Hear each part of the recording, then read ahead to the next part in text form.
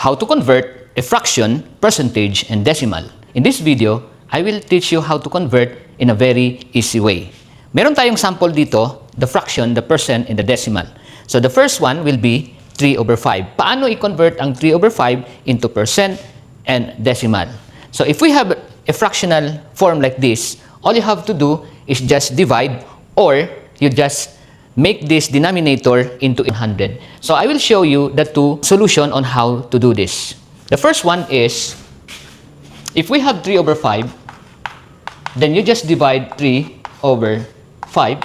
So we cannot divide 3 divided by 5. Instead, we just add 0 here, but we need to put decimal on the top. So that's the basic way on how to divide a fraction. So 30 can be divided by 5, it becomes 6. Then 6 times 5, it's 30.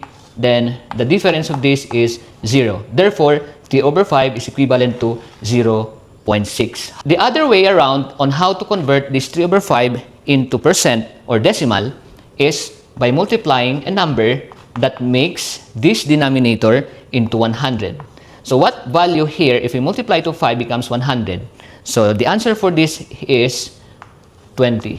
So if we have to put 20 here, kailangan 20 rin ilagay mo sa taas. So pagiging 100. So becomes 3 times 20 becomes 60.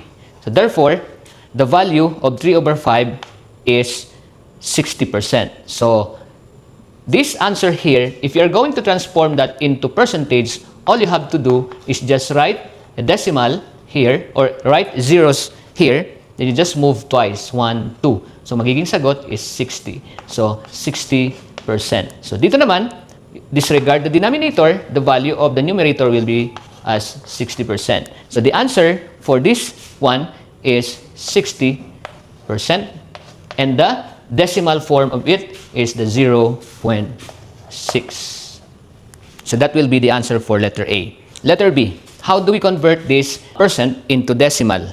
75.0 is just 75. All you have to do is just move the decimal place twice. So you become 0.75. So the value of 75% into decimal is just 0.75.